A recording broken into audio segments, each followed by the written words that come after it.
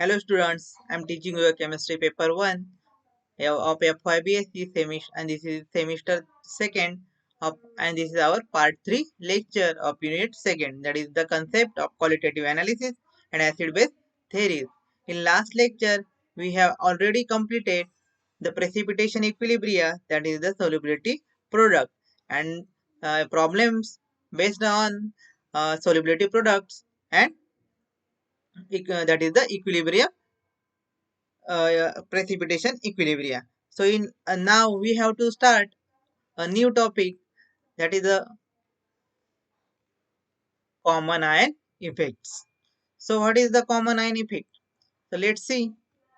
The suppression or decrease of ionization of a weak electrolyte in a presence of strong electrolyte having a common ion is called common ion effect. So this is the definition of common ion effect.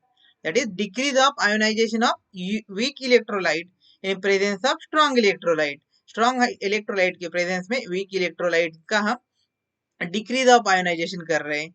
Having a common ion is called as common ion effect. मतलब कोई भी strong electrolyte में उन दोनों में भी एक common ion होगा. That is the common ion effect. The name suggest the common, that is the common ion. Or you can write a definition like decrease in degree of dissociation of a weak electrolyte or decrease in the solubility of a salt in the presence of strong electrolyte having a ion common to the electrolytes. So या तो आपको definition ऐसे भी बोल सकते हो, that is the decrease in degree of dissociation of weak electrolyte or decrease in solubility of salt in the presence of strong electrolyte. तो strong electrolyte की प्रेजेंस में सॉल्ट की सोलिबिलिटी डिक्रीज हो रही है. Having a ion common to the electrolyte, मतलब दोनों में भी कॉमन आयन एक होना चाहिए इलेक्ट्रोलाइट्स में. That is the common ion effect. Let's see now. These two are the definition, only the definitions. We see the explanation of common ion effects. So consider a sample solution which contains Fe3 plus Al3 plus Ni2 plus cobalt 2 plus ions. When NH4OH solution is used as a precipitating agent, above metal ions will precipitate as hydroxide and their separation become difficult. मतलब क्या होगा, जब हम ये ions लेंगे Fe, Al, nickel और cobalt, ये जो आयंस हम लेंगे उनको हम अगर यानी NH4OH सॉल्यूशन को हम उसको प्रेसिपिटेटिंग एजेंट लेंगे उसके साथ, तो क्या प्रेसिपिटेट करेंगे ये आयन सभी एज अ हाइड्रोक्साइड फॉर्म करेंगे सभी. सो इनको फिर से हमको सेपरेट करना है और वो सेपरेट करना विल बी बिकम डिफिकल्ट.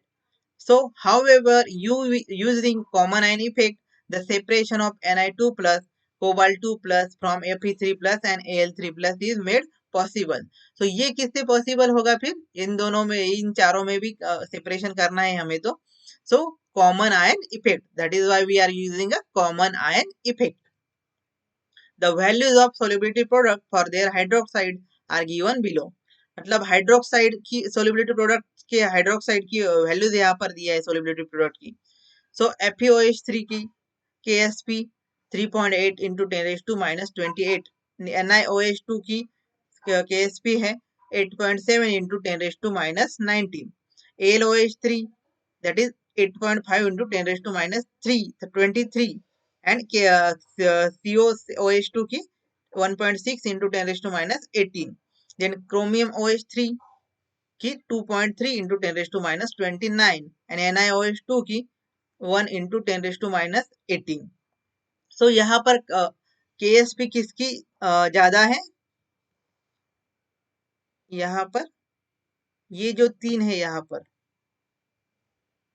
ये तीनों भी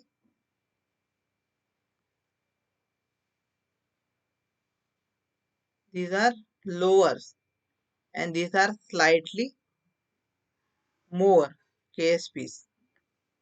So depends on their that solubility product we are separating that.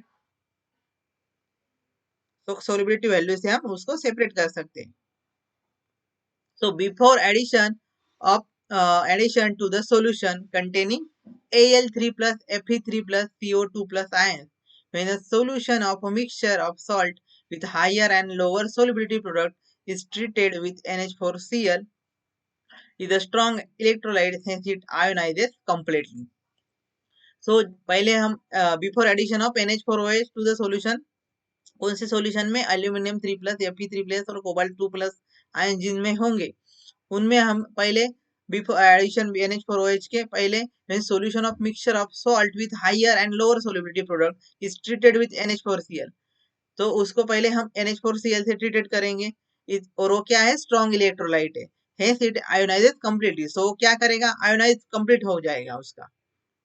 so NH4Cl gives NH4 plus Cl minus. But NH4OH is a weak electrolyte. It ionizes reversibly.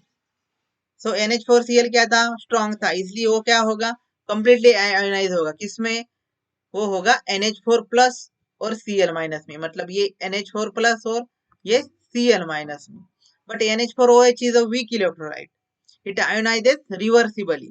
NH4OH weak electrolyte है तो वो reversibly ionise करेगा मतलब NH4OH के NH4 plus और plus OH minus formation होंगे but वो फिर से रिवर्सिबली रिटर्न भी जाएंगे. ये एरो कौन सा है ये एरो यहाँ पर जो दिया है that is the arrow of reversible. ये एरो कौन सा है रिवर्सिबल. सो वो रिवर्सिबल में जाएंगे.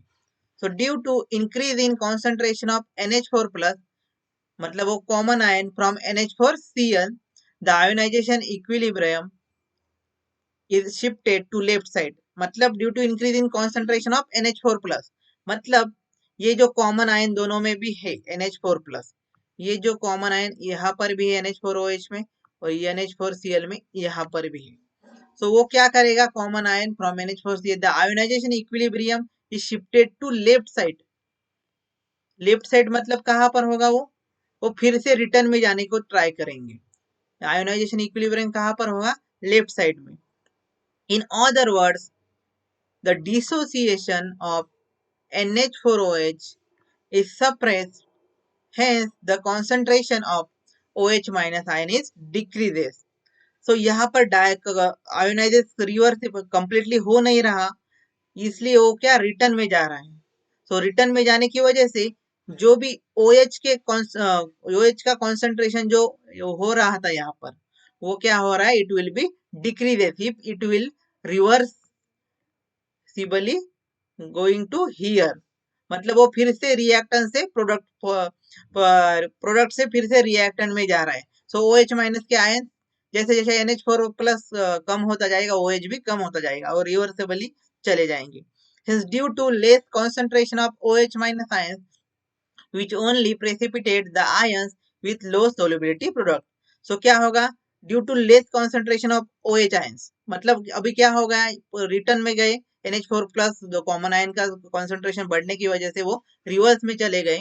सो उसका वहां पर क्या होगा NHOH का कॉन्सेंट्रेशन यहाँ पर कम होता जाएगा.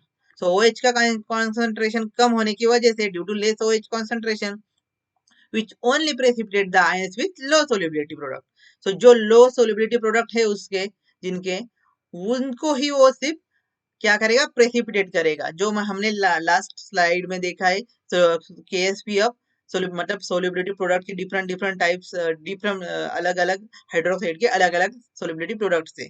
सो जो इनिशियल जो स्टार्टिंग में थे तीनों वो क्या थे low solubility products. So in above example the solubility of FeOH3 ion FeOH3 लिया था हमने then AlOH3 chromium OH3 is a rich. Hence, these ions are precipitated in preference to Ni2 plus, CO2 plus and Zinc 2 plus. So जिनके भी कम हो गए यहाँ पर less concentration of OH की वजह से लो सोलिबिलिटी जिनकी भी होगी मतलब ये तीनों है यहाँ पर 6 लिए थे हमने एग्जांपल उसमें से Fe Al और क्रोमियम हाइड्रोक्साइड के ये क्या करेगी उनके इजीली वो फॉर्म कर सकेगी उनकी सोलिबिलिटी कम है तो वो जल्दी से फॉर्म कर सकेंगे OH के साथ. But ions with precipitated in preference of मतलब Ni2 प्लस और CO2 प्लस Zinc 2 प्लस ये फॉर्म नहीं करते because of high solubility product. So before addition of NH4OH to the solution containing Al3 plus Fe3 plus CO2 plus ions when solution so in short हमने ये जो अभी देखी थी slide as ये सेम ही स्लाइड है रिटर्न हो गई है सो ये जो है इन शॉर्ट हम देखेंगे कैसे क्या हो रहा है यहाँ पर एक्चुअल कॉमन आयन इलेक्ट्रोलाइट में सो एसिटिक एसिड लिया हमने we are taking acetic acid weak electrolyte है वो then HCl we have taking HCl hydrochloric chloric acid so वो क्या है स्ट्रॉन्ग इलेक्ट्रोलाइट है तो यहाँ पर स्ट्रॉन्ग इलेक्ट्रोलाइट होने की वजह से Cl माइनस और H प्लस आयन दोनों भी कंप्लीटली आयोनाइज होंगे क्यों क्योंकि वो स्ट्रॉन्ग इलेक्ट्रोलाइट है बट यहाँ पर ऐसे नहीं होगा यहाँ पर वो रिवर्सिबली दिखाएगा इसलिए यहाँ पर हमने क्या ली वीक इलेक्ट्रोलाइट की वजह से यहाँ पर ये एरो क्या दिखाया हमने वीक इलेक्ट्रोलाइट का सो CH3COOH मतलब एसिटिक एसिड रिवर्सिबली क्या दिखाता है CH3COO minus plus H plus so वो कैसे जैसे रिटर्न जा रहा है सो उसका हम के डिसोसिएशन कांस्टेंट एज के को क्या डिसोसिएशन कांस्टेंट कैसे लेते हैं CH3COO minus concentration of CH3COO minus into concentration of H plus divide by concentration of COOH मतलब हम यहाँ कर ऊपर क्या लेंगे यहाँ पर हम प्रोडक्ट लेंगे और नीचे क्या लेंगे हम रिएक्टेंट लेंगे मतलब हमने ये जो CH3COOH माइनस और H प्लस जो है ये थे ये हमने यहाँ पर ऊपर लिए और COOH CH3COOH ये हमने यहाँ पर लिया है बाय मिस्टेक यहाँ पर COH हो गया है यहाँ पर CH3 है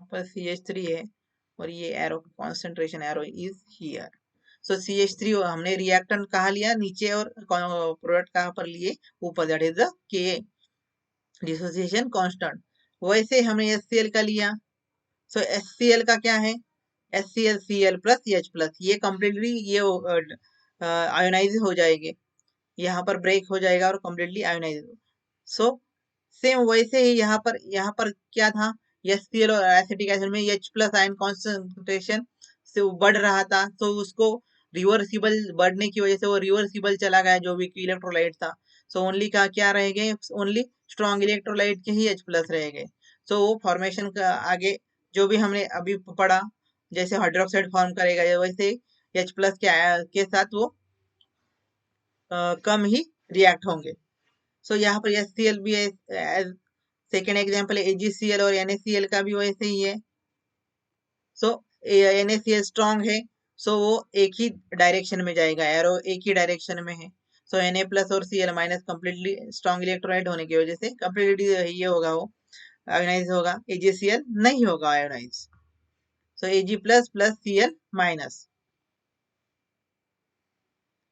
so second for second example the sample solution contains ions like Ba2 plus calcium 2 plus tungsten 2 plus and magnesium 2 plus so precipitates as a carbonates by adding ammonium hydroxide so strong electrolyte NH4Cl dissociates completely so हमने अगर ये examples लिए कौन से beryllium 2 plus मतलब ये beryllium 2 plus calcium 2 plus टैंशियम 2 plus Mg2 plus so ammonium precipitate as by carbonates by adding ammonium hydroxide उसमें अमोनियम हाइड्रोक्साइड हमने डाला तो strong electrolyte NH4Cl dissociates completely तो अमोनियम हाइड्रोक्साइड क्या होगा वीक इलेक्ट्रोलाइट रहेगा और ये NH4Cl क्या होगा स्ट्रॉन्ग इलेक्ट्रोलाइट होगा सो ये NH4Cl कैसे होगा पूरा का पूरा डिसोसिएट हुआ so arrow is only one direction while ionization of NH4OH and NH4 twice CO3 so NH4OH क्या है वीक इलेक्ट्रोलाइट है सो वो क्या होगा रिवर्सिबली दिखाएगा सो ये arrow is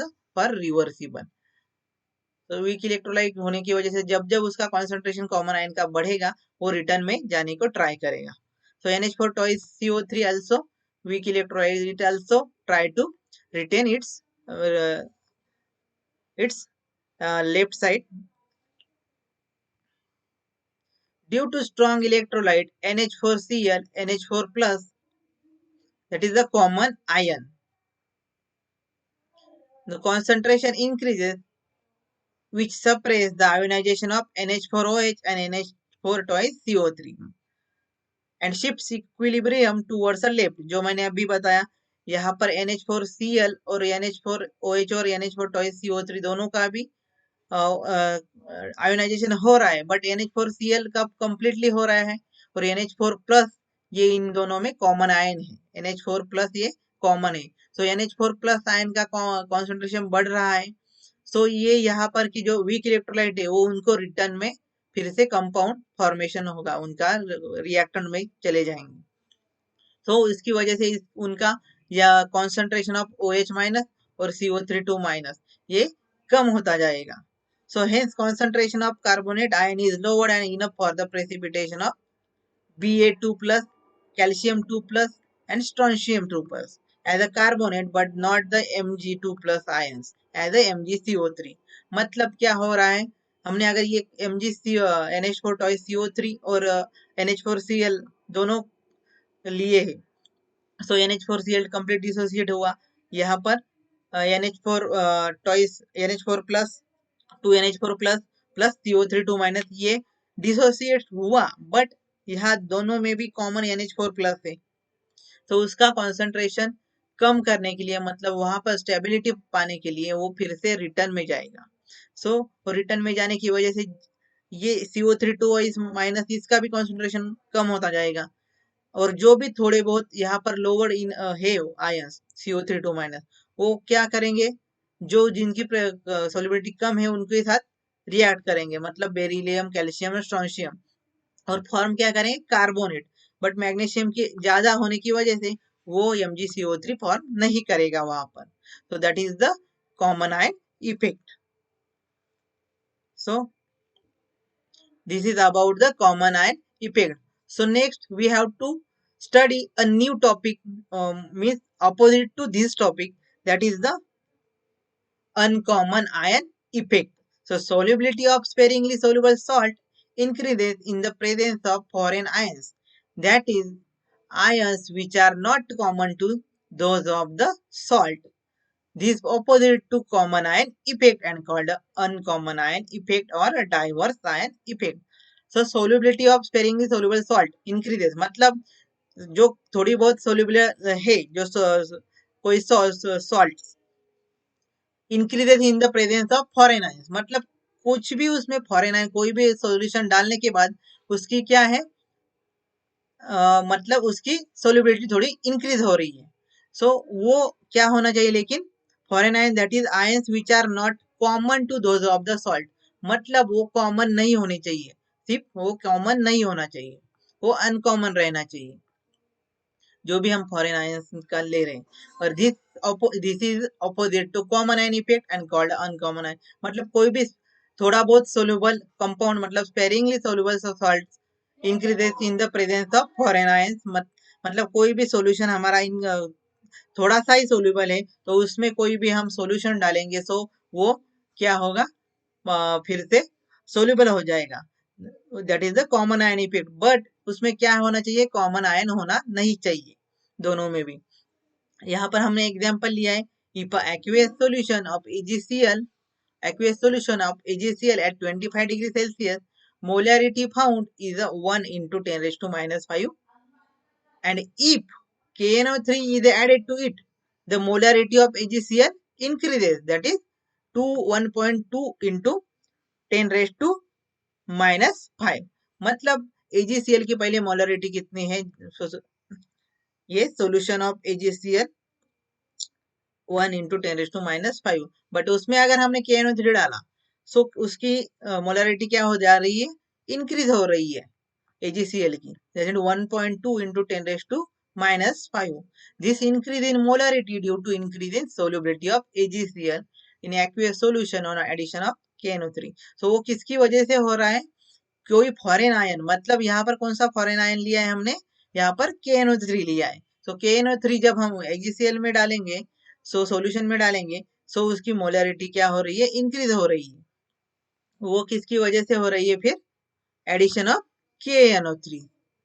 So if KNO3 is a strong electrolyte and highly soluble in water, its aqueous solution contains high concentration of K plus and NO3 minus ions।